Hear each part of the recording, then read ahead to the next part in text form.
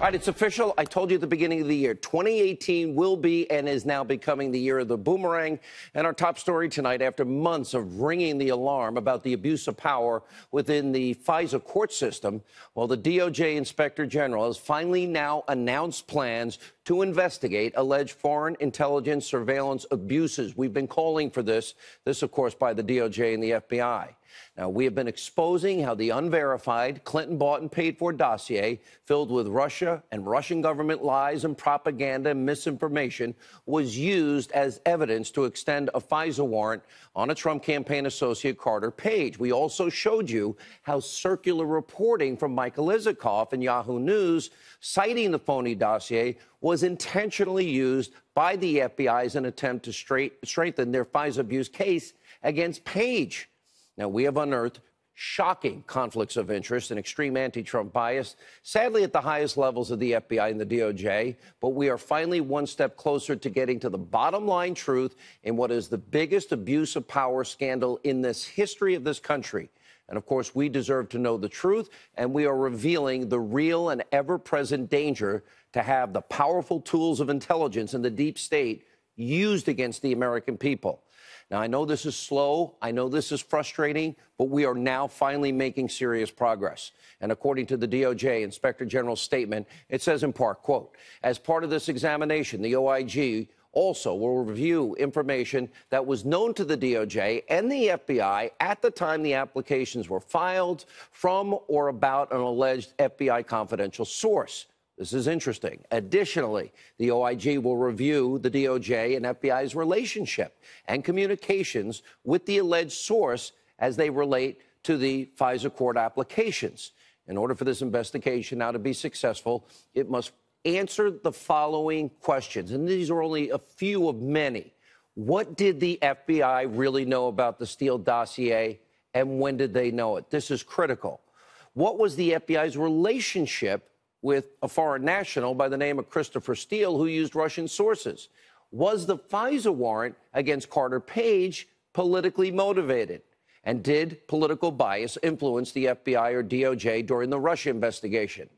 Now, my message tonight to the FBI and DOJ is turn over the 1.2 million documents that Congress has now subpoenaed, and it's time to appoint the special counsel, because you cannot ever investigate yourself. And this brings us to our next breaking story. Congressional investigators from the Freedom Caucus, the only guys doing any work in Washington, they have now unearthed tonight even more texts between anti-Trump lovers Peter Strzok and Lisa Page. Remember, there are over 50,000 Strzok-Page texts. This is but a small sampling of what they believe could reveal damning new evidence that the FBI, the Obama White House, and the CIA, and the deep state, and the intel community were all working together in order to open up a politically motivated Trump-Russia collusion investigation. Now, let's explain why congressional investigators, think this is important.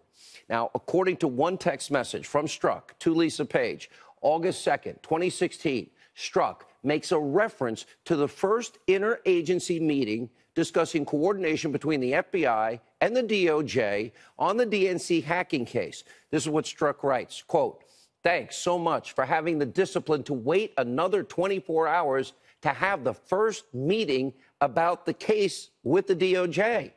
Now, these congressional investigators that we spoke to tonight, they believe this is evidence that the FBI and DOJ met to discuss the Russia election hacking investigation. And then get this, August 25th, 2016, there's Harry Reid. He's briefed by then CIA director, the guy that voted for the communists in the 70s. How did he ever become the CIA director? Anyway, with John Brennan about Russia's attempts to influence the election.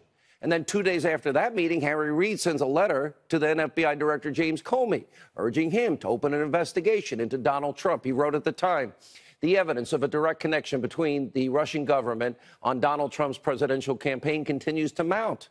After the letter became public, Strzok then texts Lisa Page a link to a New York Times article referencing the letter, writing, quote, here we go.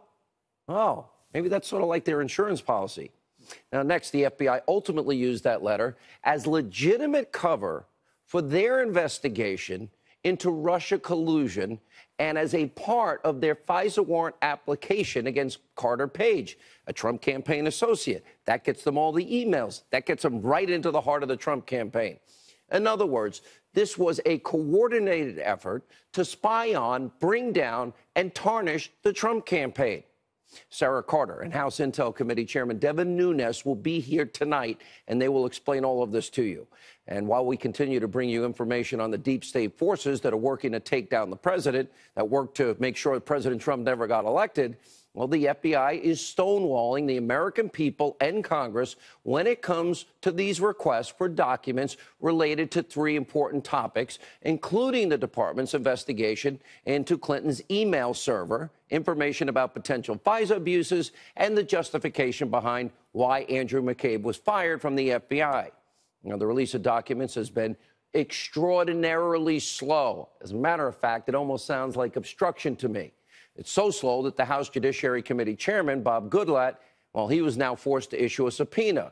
And the Washington Examiner's Byron York is reporting the Attorney General, Jeff Sessions, is absolutely livid and apoplectic with the FBI Director, Christopher Wray, and his slow compliance with these important requests.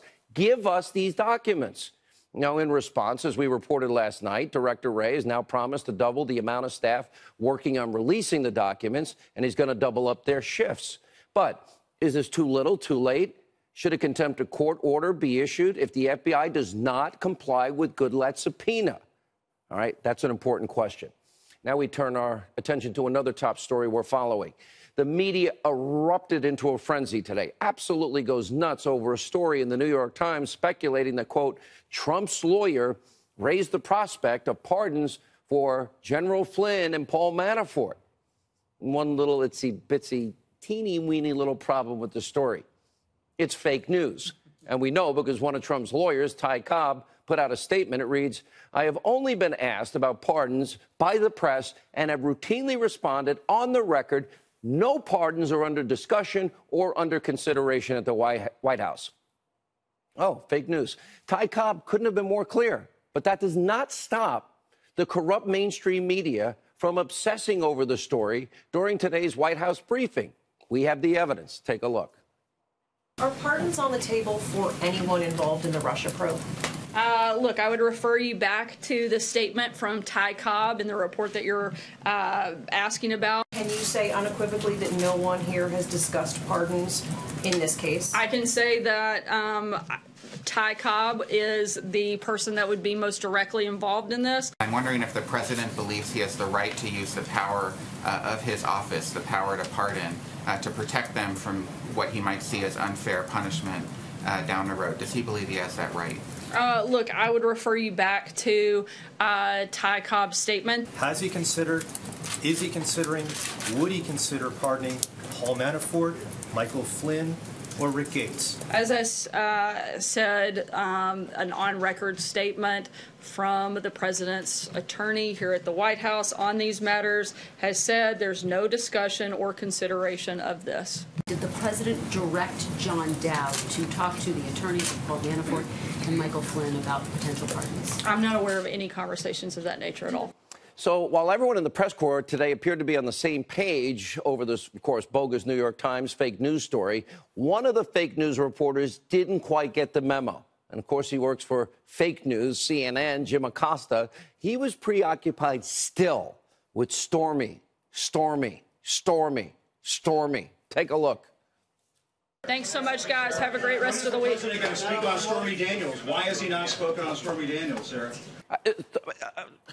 Well, of course, it's not surprising coming from fake news CNN, led by the very soon-to-be scandal-plagued king of porn, Jeff Zucker. And by the way, yeah, we know. And today we also learned that creepy Anderson Cooper, you know, the Jerry Springer wannabe, he's now going to be hosting a town hall next month with Jim Comey. That's right, Jim Comey's big audition to become the next paid liberal talking head at fake news or MSNBC conspiracy theory news. Well, he's sitting down for a town hall with CNN's version of Springer.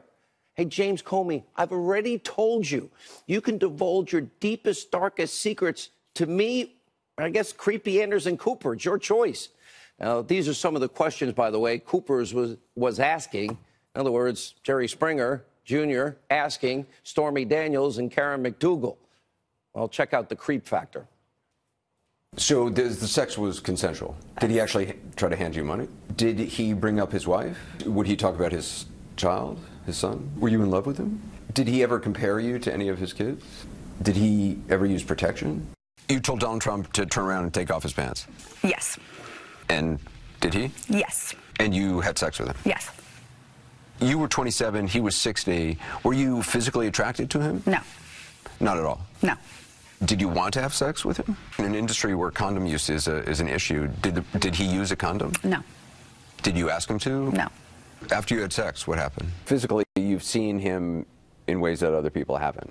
Correct. And if need be, I could describe that. His private parts. And all we have to say, Jim Comey, good luck. And by the way, giving the upcoming investigation by the DOJ's Inspector General that we learned about today on potential Fisa abuses, you may, Jim, want to rethink that book and that book tour. James Comey, remember, in this country, you do have the right to remain silent. Now, with that said, you're still welcome on this program, Mr. Comey. As I've said repeatedly, we'll give you the entire hour. This is the highest rated hour in cable news. I'll also give you 3 hours on my radio show on 570 plus stations all over America. It's time to give the American people the answers they deserve. Why do you continue to duck us? I'm beginning to take this personally.